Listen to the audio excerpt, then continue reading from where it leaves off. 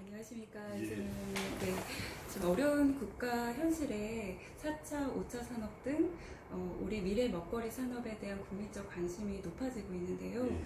아무래도 국가 성장 잠재력 또 국제적 경쟁력을 위해서 우리 국가가 나아갈 방향에 대해서 의원님께서 좀 한 말씀 좀 부탁드리겠습니다. 예.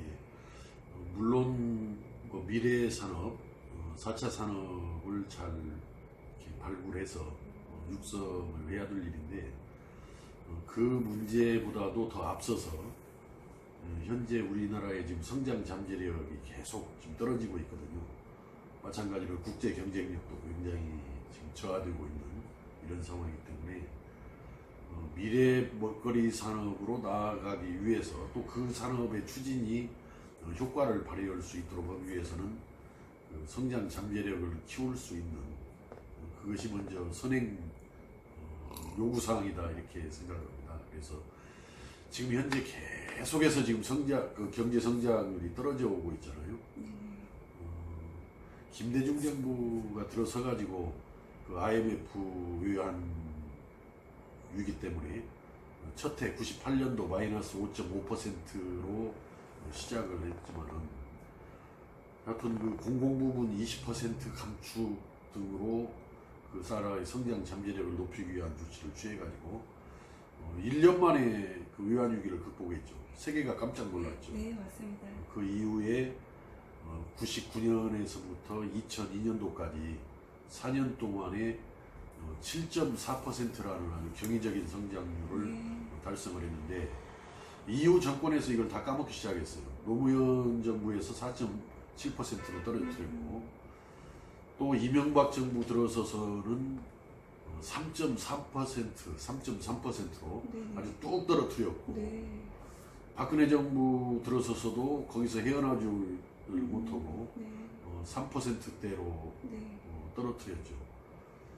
근데 그것이 지금 현재 문재인 정부 들어서 가지고도 2017년도, 2018년도 경제 성장률이 2.9%로 떨어졌고 지금 현재 금년도 지금 경제 성장률에 대해서 정부에서는 엊그제 2.4% 내지 2.5% 정도로 하향 조정을 했는데 문제는 지금 시중에서 국내외 전문가들은 2%대 초반 아니면 1%대 후반까지도 더 떨어질 수 있다 금년도.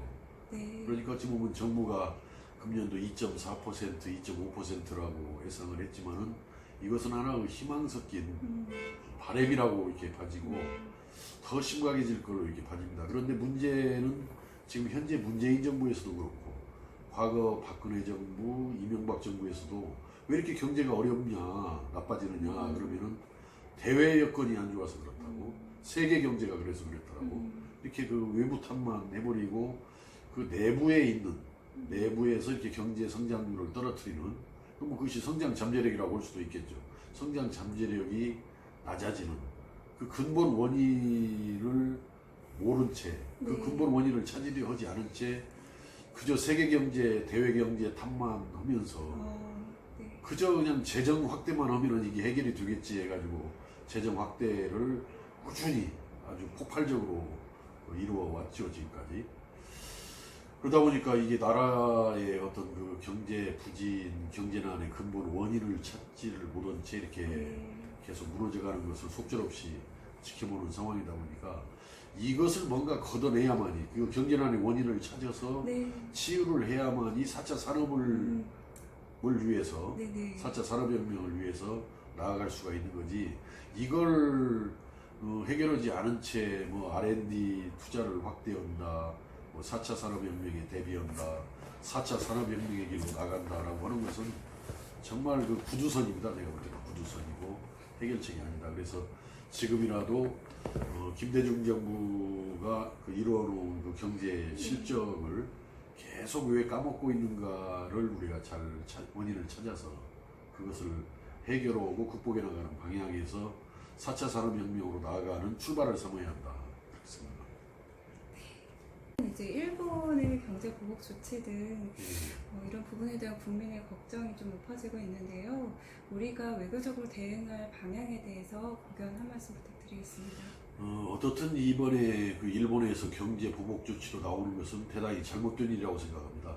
법적으로도 뭐 WTO에 뭐 제소를 할 거라고 정부에서 밝힌 바대로 이것은 국제 질서에 도전하는 아주 잘못된 일이라고 생각을 해서 그것은 일본이 그렇게 안 했으면 좋겠는데 뭐 우리가 거기에 어떻든 법적으로 우선 대응할 건 단계적으로 대응을 하더라도 과연 우리가 또 일본 문제를 잘 다뤄온 건지 일본이 저렇게 토라지게끔 만든 그 어떤 빌미 원인이 우리한테 있는 것은 뭔지 네. 저는 이것도 한번 우리가 냉철하게 성찰을 해야 된다라고 생각이 들어요. 그래서 물론 일본이 잘못 오고 있고 또 과거에도 진정한 사과라든지 진정성 있는 조치를 취하지 않은 것은 있지만은 또 일본 입장에서 좀 억울해하고 화가 나는 이유가 뭘까? 우리 측에서는 어떠한 빌미를 주어서 그랬을까? 네. 저는 이것이 역대 정부에서 좀 이것이 왔다 갔다 하는 데서 좀 비롯된 측면도 있거든요, 사실은.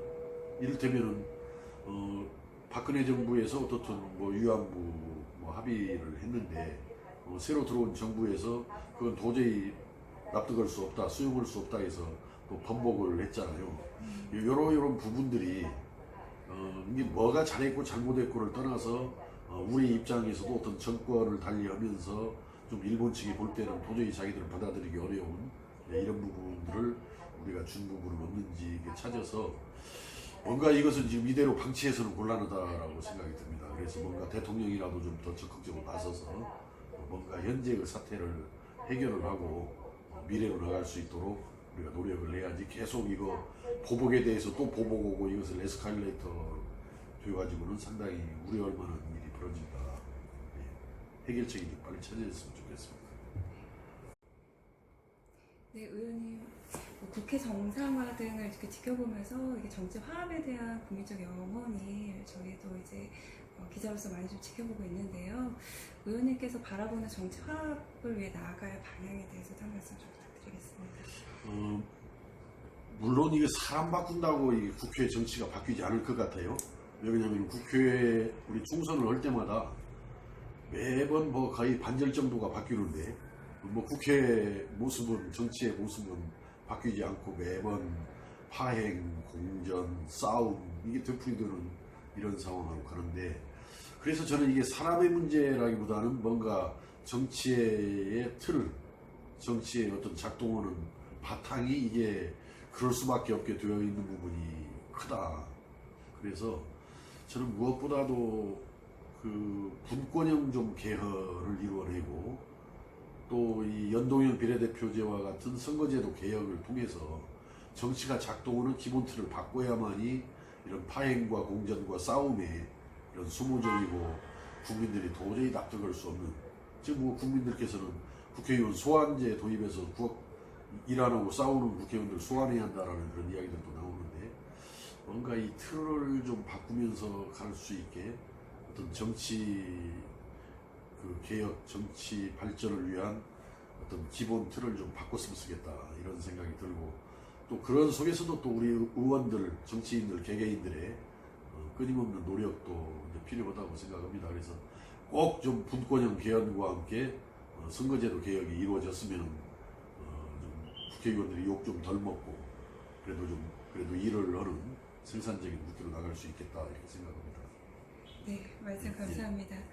국민의 생활에도 경제 생활에도 평화를 주고자 의원님께서 많은 행보, 많은 노력을 좀 기울이고 계신데요. 저희 독자분들에게 좀 오랜만에 좀 인사 주셨는데요. 마지막으로 편하게 덧붙여서 한 말씀 부탁드리겠습니다. 지금 남북 관계는 뭐 좀 그때마다 우여곡절도 있지만 큰 틀에서 보면은 좋은 방향으로 잘 개선되는 방향으로 나아가고 있고 또 그래서 지극히 뭐 좀 다행스럽게 생각을 합니다. 여러 가지 뭐 개별 사안들에 대해서 좀 걱정이 드는 측면도 없지 않지만은 큰 틀에서 보면은 좋은 방향으로 바람직한 방향으로 잘 가고 있는데 문제는 이제 이 국민들 경제 생활이 굉장히 큰 어려움에 봉착해 있어서 참으로 걱정도 큽니다. 그래서 우리 남북 관계에도 평화가 와야 되지만 만약에 국민의 경제난이 이렇게 더 심화가 되면은 아무리 잘 풀리는 남북 관계도 강건도 불구경이 될 우려가 있다.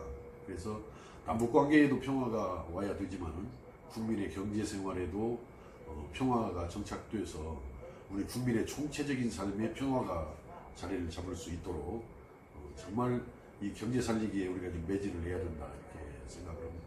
네,